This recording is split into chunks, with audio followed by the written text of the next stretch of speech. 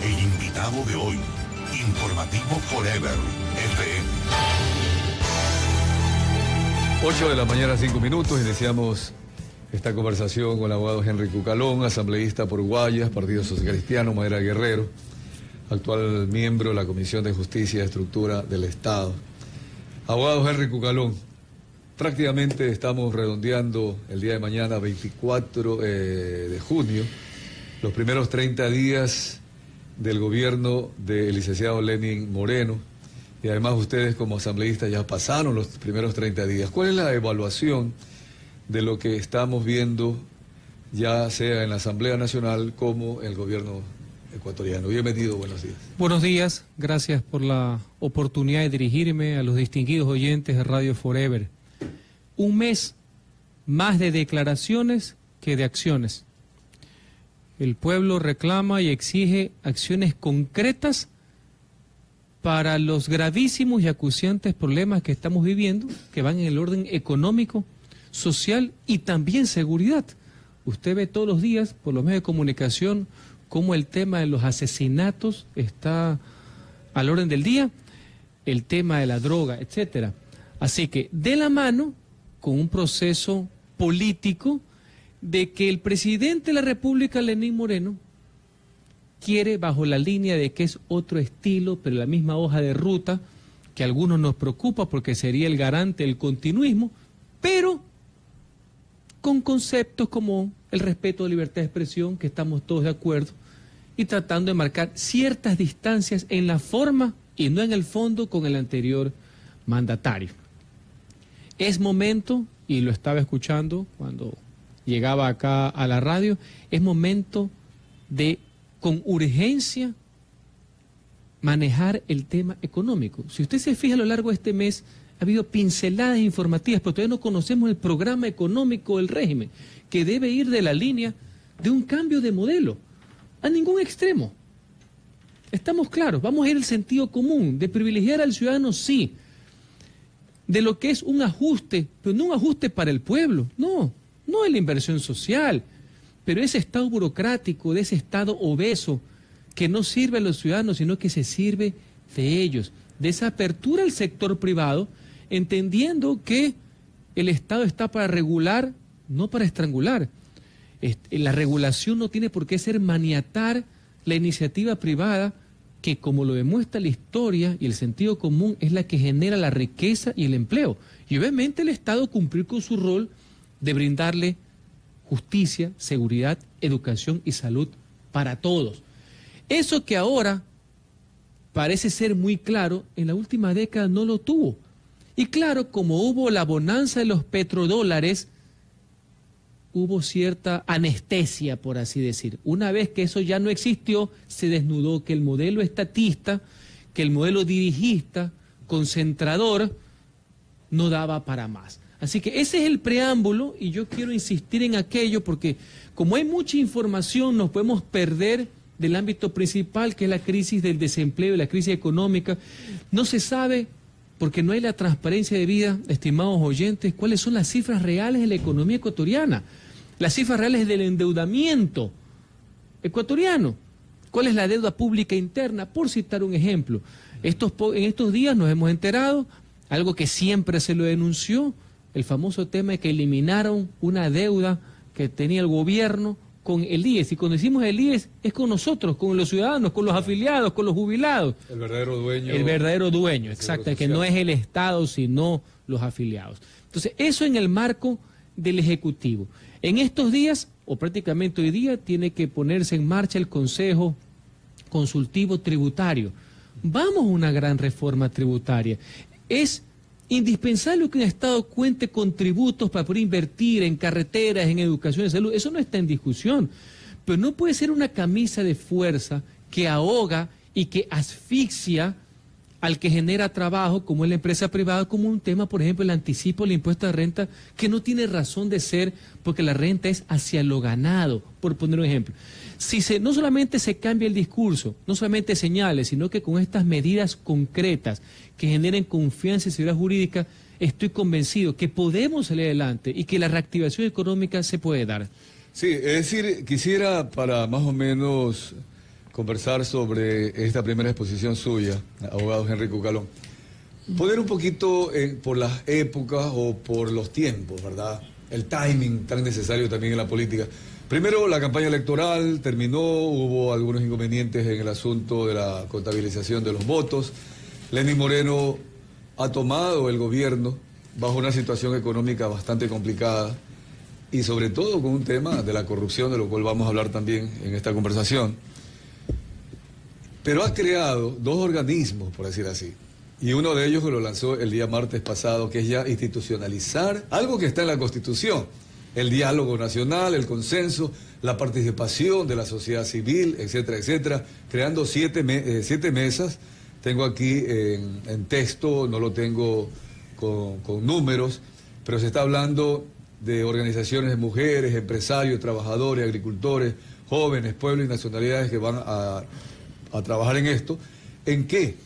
En trabajar, por ejemplo, en la educación, en la política tributaria, la lucha contra la corrupción, concursos de frecuencias de radio y televisión, el acceso a la educación superior, pedidos de amnistía, reforma a la ley orgánica de comunicación, entre otros temas que se van a trabajar. Y ayer se lanza justamente este Consejo Consultivo, Productivo y Tributario que van a trabajar con los empresarios, etcétera. Entonces ya se está sentando lo primero, la política de Estado, las bases a través de decretos presidenciales. Es obvio que ya quisiéramos que en este instante ya hubiera tomado muchas decisiones, pero hay que hacer igual un diagnóstico real con la persona involucrada. ¿No le parece que es un paso, aunque pueda molestarnos, porque hay que tomarse un tiempo, pero creo necesario hacerlo para hacer bien las cosas? Nadie puede estar en contra de una apertura al diálogo, cuando justamente lo que se criticó a lo largo de la última década era la práctica del sectarismo, de no respetar el pluralismo, que es el respeto a las ideas ajenas. Así que, desde ese punto de vista es saludable. Como mensaje, es positivo. Y práctica, porque también ya está incorporado. Ayer estuvieron las cámaras. Es que ahí viene el tema. Dentro de lo positivo, recordemos que el diálogo, más que un acto burocrático, como les gusta hacer a los señores de Alianza País, es una actitud de vida. Y en eso el presidente ha demostrado que cree en aquello. Porque recordemos que el año pasado, también hace unos 2 años, también hizo un gran diálogo y para variar, pues todo se redujo a campañas de publicidad y todo lo que le gustaba al anterior régimen. Así que ese punto de vista está bien, hay que ir adelante. Pero no perdamos la pista en algo. Y no creo que sea solamente una coincidencia. Mientras el presidente habla de apertura al diálogo con diversos sectores sociales, se reúne con alcaldes de ciudades con mucha población, como Quito y Guayaquil, por poner un ejemplo, y otros más, Cuenca también.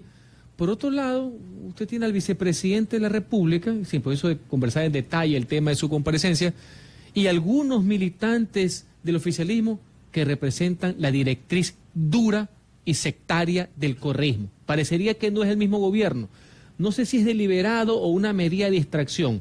El uno habla de paz, de apertura, del diálogo, habla con los empresarios, con los adversarios, no enemigos políticos, que no es lo mismo, y el otro sigue con todas las taras, con todos los dogmas, defendiendo lo indefendible de un modelo, defendiendo lo indefendible de una década ganada para uno, farreada y despilfarrada para otros. Entonces, ojo con ese tipo de temas de tanta información. Sí, puede ser que sea coordinado, pero también puede ser algo en que se ha marcado una diferencia entre quienes creen, el mismo presidente Rafael Correa, expresidente, sigue defendiendo su modelo de gestión, claro. Además los acusados de... Y el delegado para el Consejo Consultivo Tributario es nada más y nada menos que el vicepresidente, que es el ala dura de los que desprecian la iniciativa privada, de los que no creen los impuestos y de lo que cree el presidente Correa, que ahora dice que siempre el sector privado fue el motor de la economía. Eso ya es para reírse, cuando hicieron gala durante los 10 años que pensaban que el Estado lo puede hacer absolutamente todo. No solamente el motor, sino que el Estado tenía, según ellos, esa es la versión distorsionada de la izquierda, de que podía entrometerse en las decisiones individuales de los ciudadanos, decidir en qué tienen que trabajar, cuando había empleo, en qué tienen que estudiar, qué es lo que tienen que comer, inclusive hasta en los hábitos. Pero en todo caso, esperemos que el presidente Moreno marque esta verdadera hoja de ruta, porque es la que nos interesa a los ecuatorianos. Con ese discurso de Jorge Glass, podríamos asumir entonces que ha cambiado el discurso Jorge Glass. No Lenín Moreno. Lenín Moreno, en todo caso, ha hecho cambiar a Jorge Glass su discurso. Yo no le he escuchado algo distinto al señor vicepresidente. Es más, No, pero dice usted que ya cree en el sector privado. No, eso dice el presidente Correa. La otra vez lo leí en un Twitter tratando de contradecir al ministro actual de Economía. Mejor todavía, le hizo cambiar el discurso al presidente. Pero dijo, no, que si siempre fue igual. ¿Quién le puede creer? Hay que tomarlo en consideración. Principalmente claro. A partir de las 8 o 9 de la noche, pues que entra en catarsis completa pues en el Twitter, ¿no? Pero en todo caso, vamos a lo de fondo. ¿Nos interesa la reactivación económica? Sí. ¿Que va a haber un concurso entre el Estado y la iniciativa privada, pequeña, mediana y grande? Por supuesto. El adversario, el desempleo. Tomemos las medidas, créanse los consejos consultivos necesarios, me parece que es lo idóneo. Y nada más aplicando la Constitución. Y dos, porque no es que está inventando nada y nuevo. aquí viene algo Moreno. importante. Como esto es un trabajo colectivo y cada uno tenemos que aportar nuestro granito de arena, estamos prestos de la Asamblea Nacional para darle cabida desde el punto de vista de la legislación a esos cambios que se necesitan para dejar de asfixiar al sector privado y que pueda haber el empleo. Le voy a poner un ejemplo. Ya citamos el del anticipo del impuesto de renta. Si el presidente Moreno quiere dar un shock de confianza, un golpe de confianza para que regrese la inversión, vamos de paso, deroguemos el alza del impuesto a la plusvalía, que fue una señal contradictoria, lesiva y confiscatoria contra el legítimo afán del ciudadano de prosperar y de mejorar en todos los niveles sociales. No caigamos en las etiquetas que esto solamente era para los ricos, de la casa de los grandes. No, el zarpazo a la esperanza de progreso fue letal. Ahí están las cifras, ahí está la Cámara de la Construcción que lo ha repetido. La iniciativa tributaria solo es el presidente de la República, y está bien, está en la Constitución. Que el Consejo Consultivo se ratifique este petitorio y nosotros en la Asamblea, tanto el oficialismo como la oposición, trabajando juntos para el ciudadano, para el pueblo, para la reactivación económica, trabajemos la reforma y démosle esa señal como un ejemplo de lo que se puede trabajar en conjunto cuando lo que está de por medio es el empleo y el bienestar de los ecuatorianos. Total. Sí, yo creo que estos primeros pasos, y así lo he concluido hoy día en el segmento de editorial, abogado Henry Cucalón, cuando estamos diciendo que nada más se está aplicando lo que ya está escrito y aprobado por el pueblo desde el año 2008 en la Constitución ecuatoriana, que ya no sea, pues, ¿verdad?, un plan de gobierno personalista, un plan de gobierno de un partido político, de una ideología, sino que, como dice la Constitución, de todos los ecuatorianos. Así que las expectativas y las varas altas están ahí bien planteadas. A la larga vamos a ver si esas concreciones, yo creo que la Cámara de la Producción, el día de ayer ya se lo dijeron al presidente, el presidente está atento a escucharlo, pero también tiene que ser coherente con el asunto presupuesto. Y vamos a entrar a la parte económica. Cuando vemos que el presupuesto del 2017 es el mismo del 2016, por asunto de elecciones, hay que repetir, del año precedente, era de 29.000 millones. Ya el gobierno lo ha reducido a 24.000 millones. Todavía no nos da la proforma, están demorados, porque al parecer, y también este asunto creo que es un compromiso para ellos decirlo, no encontraron las cuentas claras y están trabajando.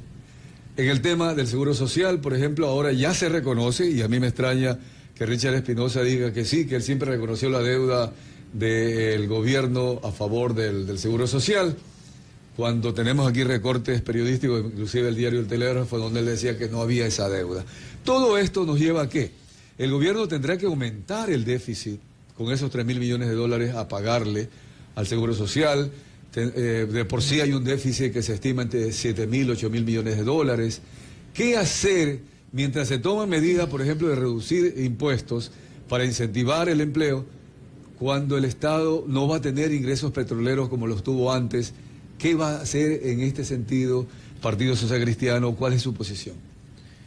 El reconocimiento de esa deuda, que es importante, porque en cualquier empresa privada, si uno miente deliberadamente con un balance, pues ya estuviera hasta preso. Aquí mienten y no pasa absolutamente nada. Por lo menos ya la Contraloría ha reconocido que no existía esa eliminación.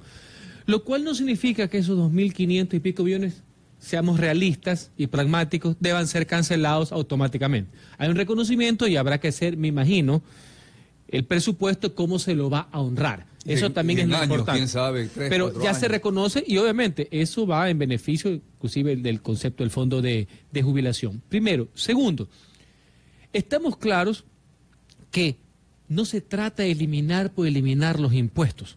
No, porque el Estado necesita de los tributos necesarios y justos para poder llevar sus finanzas públicas y atender con prioridad a los que menos tienen, a los que más necesitan, y en áreas como la educación, salud, vialidad y seguridad. Está comprobado de que si hay el incentivo correspondiente, no la eliminación, puede inclusive uno recaudar más. Ha pasado aquí en Guayaquil, se bajan impuestos y como hay el clima de confianza hacia la inversión, se puede recaudar más y se invierte y se le devuelve con obras y servicios.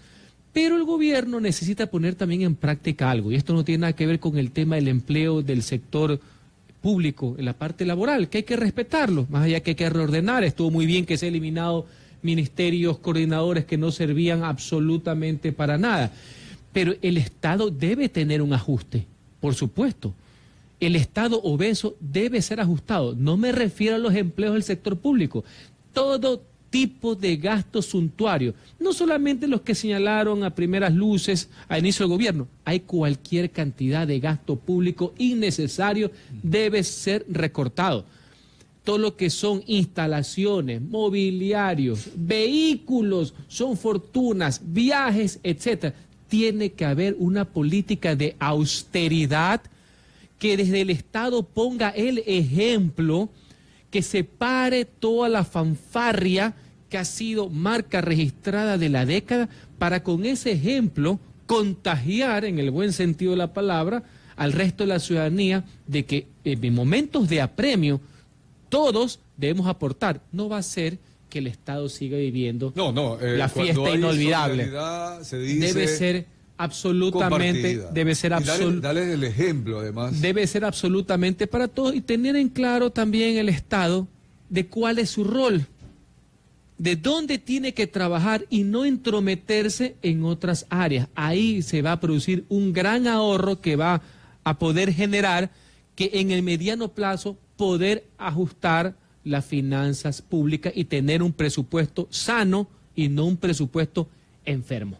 Sí, esta parte es fundamental que vaya paulatinamente, porque de lo contrario, salir de esta trampa en la que actualmente está la economía ecuatoriana, reducción de ingresos, incremento de egresos, más deuda, a la larga todos vamos a tener que pagar las facturas y de ahora, hablando hasta de los nietos. Y le complemento algo que el presidente lo dijo. Entonces es importante. En el discurso inaugural, sí. Si bien no fue una gran introducción al modelo económico, entiendo que el estatado y todas las presiones que han tenido, porque para algunos le piden 100 días, pero para otros es el mismo de los 10 años, porque el gobierno, puede ser que hay gente que lo considera así. Un tema importante, tenemos que ir a una renegociación de la deuda. Claro, no es de desconocerla, hay que renegociarla, principalmente por las tasas en que fueron contratadas. Entonces nuestros acreedores, principalmente los chinos, deben entender que en la actual realidad ecuatoriana el pueblo no tiene por qué pagar los platos rotos de este experimento socialistoide económico que vivió el Ecuador. Entonces, tratando de honrar la deuda capital, hay que renegociar todo lo demás, como han hecho otros países. Todos los días salen noticias de cómo otros países, cuando emiten deuda pública interna, cuáles son las tasas que tienen, porque no tienen el riesgo país que conlleva el Ecuador. Por eso es que las tasas son sumamente altas, muy atractivas para los tenedores de deuda, la viva la fiesta, y bastante perjudiciales para el país que emite, en este caso el ecuatoriano. Sí, ahora para llegar a eso, la renegociación de deuda, y ojalá nueva deuda, si es que se la logra, tiene que ser con intereses bajos, es crear la confianza también en el inversionista, y en eso es que justamente la parte de la institucionalidad, el respeto a la Constitución, a las leyes, es fundamental. Es el primer paso, respetar las leyes para que el inversionista sepa que aquí hay seriedad desde el gobierno y todos los sectores. Y esto nos lleva precisamente al tema de la corrupción, abogado Henry Cucalón. Hay varios temas al respecto, seguramente usted querrá tratar algunos, pero yo quisiera concentrarme al momento en esto que a la larga parecería que se va a dar, la presentación de la solicitud para el juicio político en contra del vicepresidente Jorge Glass.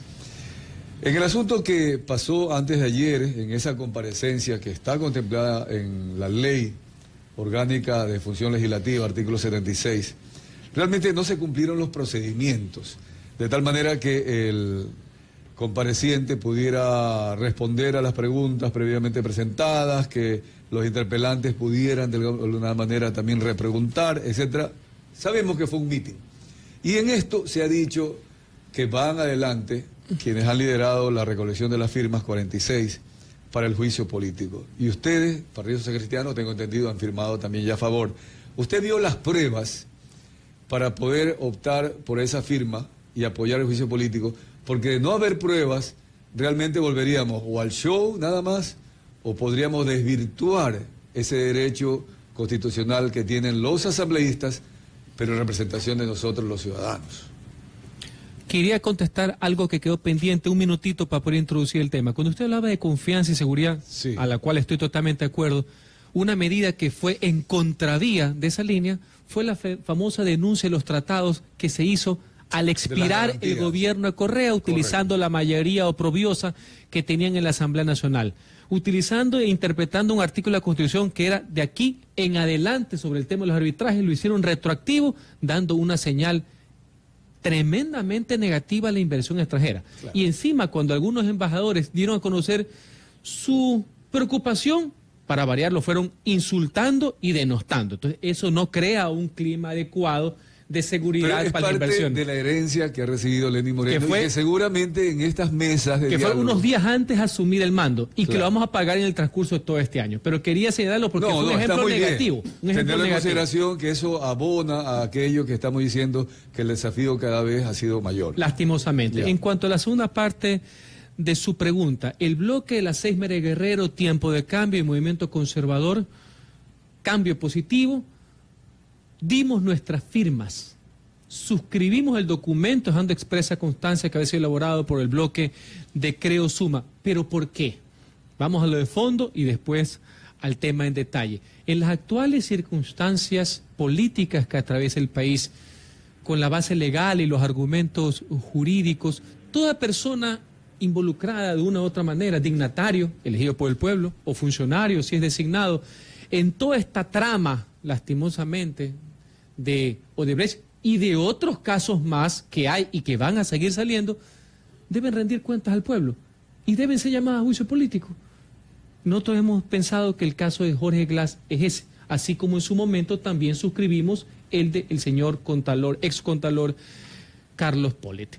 Eso está bien. No hay ningún problema aquello. Es el inicio de un proceso tendiente a juicio. Todavía no hay juicio.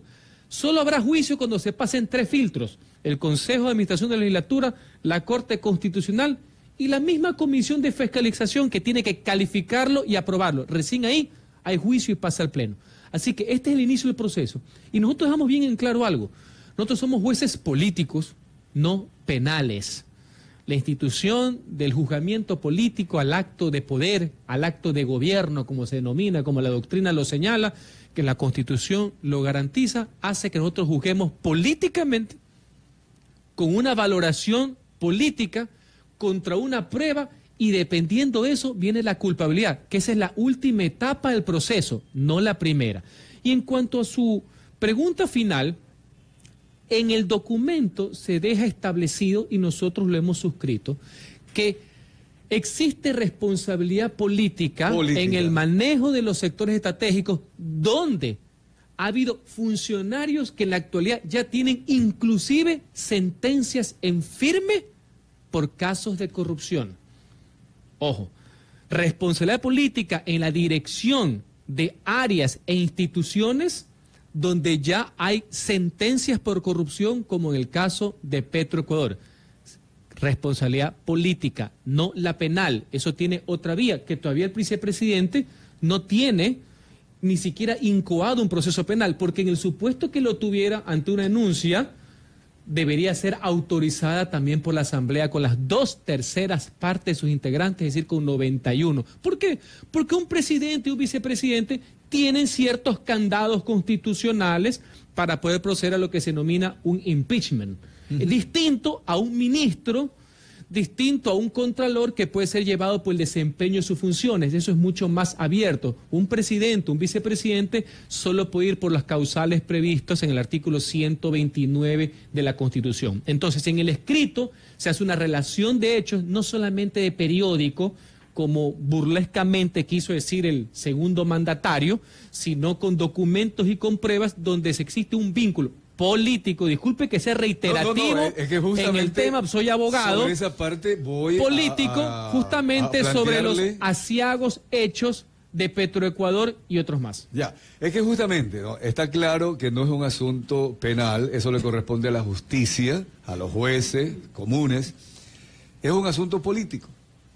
Y en el asunto político yo estoy de acuerdo, universalmente los procedimientos parlamentarios lo tienen incluido, que es el uso del poder, para que el funcionario público haga buen uso del poder y no mal uso. Por ejemplo, mal uso, haber contratado a alguien delincuente que luego delinque, mal utiliza los recursos del Estado.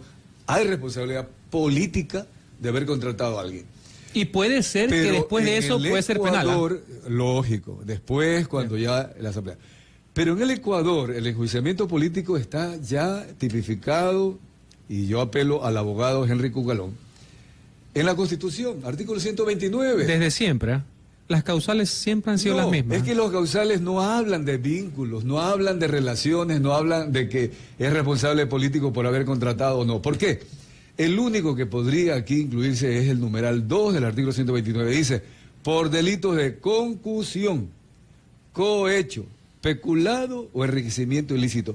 Esas son las pruebas que debería existir en la Asamblea para un juicio político al vicepresidente Jorge. Esa es la causal, el número 2 del 129 del libelo que se presentó. ¿Hay pruebas de concusión, de cohecho, de peculado? La acusación, ojo, este es un libelo de inicio del proceso. Tiene que haber una sustentación. Tranquilo, todo tiene sus etapas. Pero eso es en la comisión. No, a lo largo de todo el proceso, inclusive en la comisión e inclusive en la interpelación. Es que son varios procesos. En el libelo que no tiene el detalle de estos hechos acaecidos y que se tienen que probar en la sustentación. No es que la prueba, si no, no hubiera sustentación, porque hay momentos, es justamente el numeral 2 del 129. De eso es lo que se lo está acusando políticamente. Acusación política, no penal, porque si fuera penal, ya todo el mundo hubiera ido en combo, eso ya está claro. Hubieran hecho fila india en la fiscalía. Lo que pasa es que para llamarlo a juicio político al vicepresidente, a él hay que acusarlo con pruebas de por supuesto, al juicio cohecho político. Este es el inicio del proceso tendiente al juicio político. Y entre otras cosas, si usted ve el diario Expreso del día de ayer, está el pliego de preguntas de la parte que él no contestó, justamente que tienen que ver sobre esos hechos. Y habrá en el momento respectivo el interpelante que muestre las pruebas. Y si no hay la prueba plena o la pistola humeante, como diría Richard Nixon, pues no habría sentencia de culpabilidad. Pero vamos por etapas, si no, no se pudiera iniciar el proceso. La primera etapa será que la comisión conozca la solicitud. No, la primera etapa es el CAL. Después va la Corte Constitucional por asuntos de procedibilidad y tercero la comisión donde, ojo, vamos a ser claros en esto, la comisión tiene mayoría del oficialismo. Y esto... y el CAL también. En esto no solamente se reduce a un tema, lastimosamente, no de razón, sino de votos. Estamos claros, se reduce de votos y ellos todavía tienen mayoría al respecto. Por eso, vamos a la realidad, a la práctica con la que usted inclusive comenzó al inicio. Porque si fuera por los votos, entonces mejor que no se haga nada. Del presidente Lenín Moreno. No, sabemos, hay que hacer el intento, ¿no? Así mejor, como tienen mayoría, mejor cerremos la cortina. También se muere en el intento.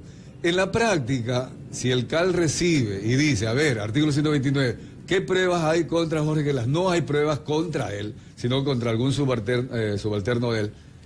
Simplemente van a decir, no hay motivación, por lo tanto, ¿qué reacción habría ahí en el Partido Social Cristiano si hay la respuesta negativa? Es que ahí viene el tema, es que lo están llevando deliberadamente porque estos señores no son tontos, se quieren hacer los sabidos. ¿Y no es aplicando la Constitución? No, es aplicando la Constitución, sí, es en cuanto a la prueba política. Esto, si no fuéramos directamente al juicio penal, pues por Dios, que ese es el tema de fondo que quieren crear una confusión al respecto.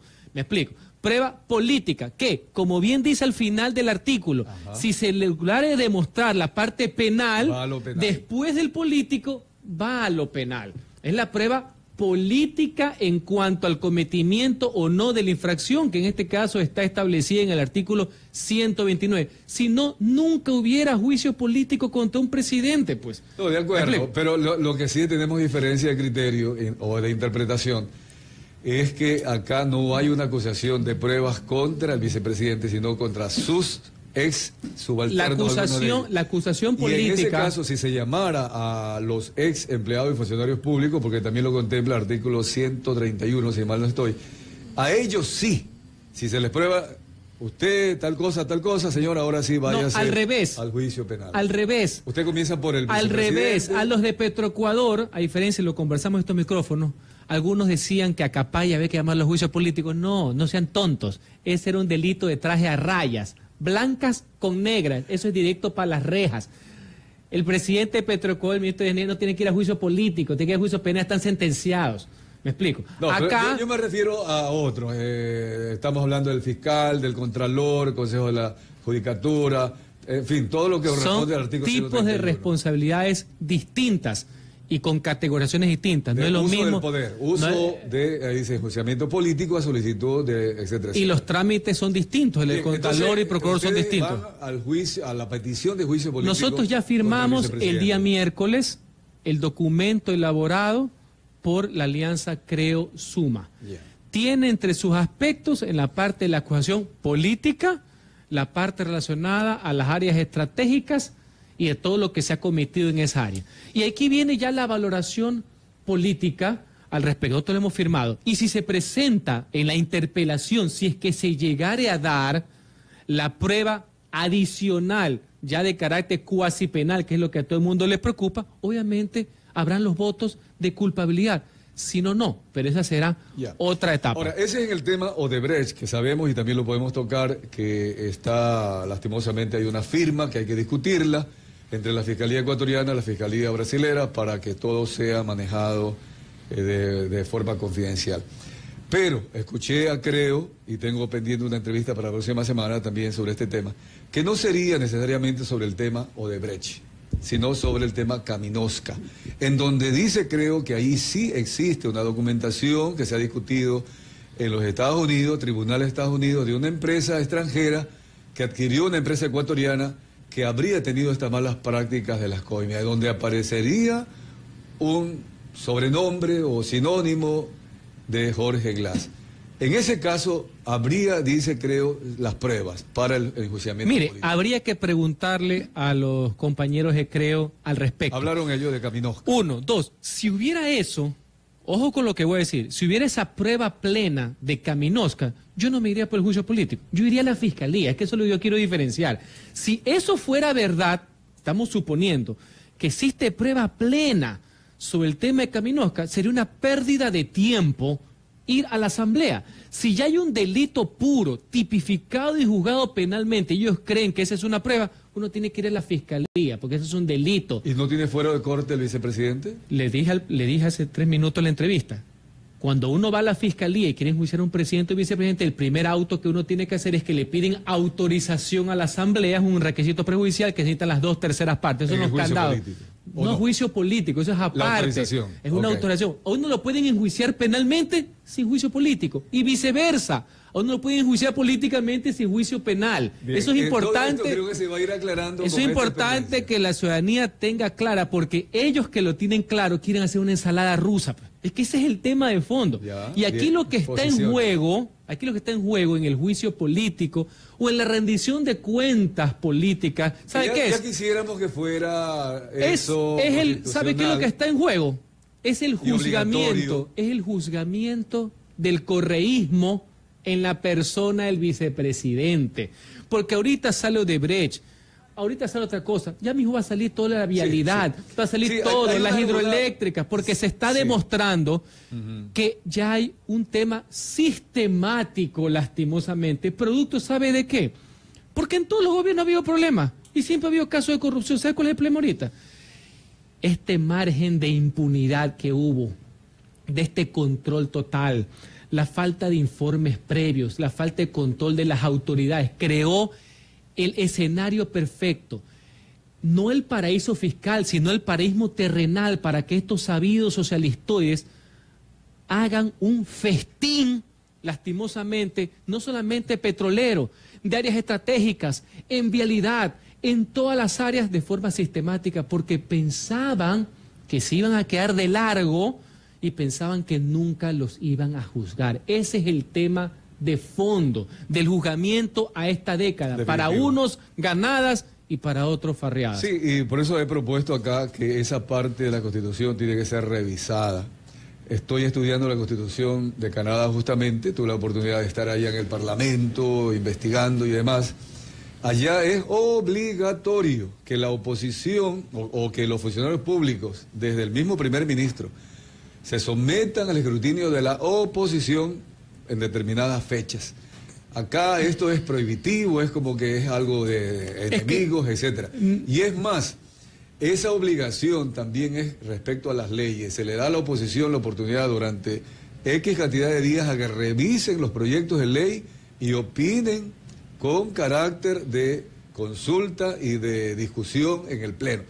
Algo que aquí también se ha considerado, porque somos mayoría, nada más hacemos nosotros lo que el pueblo ha dictado. En ese sentido creo que hay que es válido el ejemplo, tomando en cuenta algo. Canadá tiene un régimen parlamentario, entonces el primer ministro que hace labor de ejecutivo nace de una mayoría parlamentaria. Nuestro régimen es un régimen presidencialista que tiene ciertas características. Pero hay que modificar. Pero ojo, es un tema para tratar y lo que no está en discusión en ninguno de los dos regímenes es que todos estamos sujetos al ordenamiento jurídico, claro, y que el Ejecutivo, desde el presidente hasta el último ministro, debe comparecer y responder ante el pueblo. ¿Y cuál es la ficción democrática?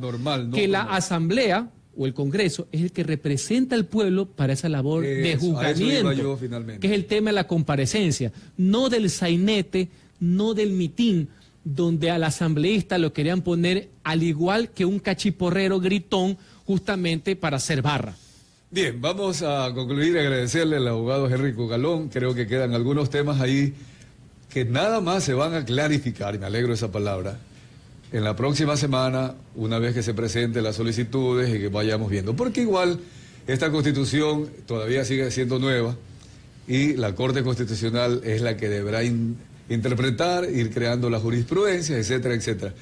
Gran oportunidad para seguir avanzando en la democracia, abogado Henry Cucalón. Su conclusión el día de hoy. Como siempre, gracias por la oportunidad y yo quiero darle un mensaje a los ecuatorianos. Debemos enfrentar esta lacra de corrupción producto de que se han llevado los recursos del pueblo que deben ser utilizados en educación, en salud, sí, pero al mismo tiempo no perdamos un objetivo. Hay una crisis económica gravísima en el Ecuador y tenemos que atacar la corrupción, la crisis económica, la inseguridad que estamos viviendo, todo al mismo momento, y para eso necesitamos el concurso de todos.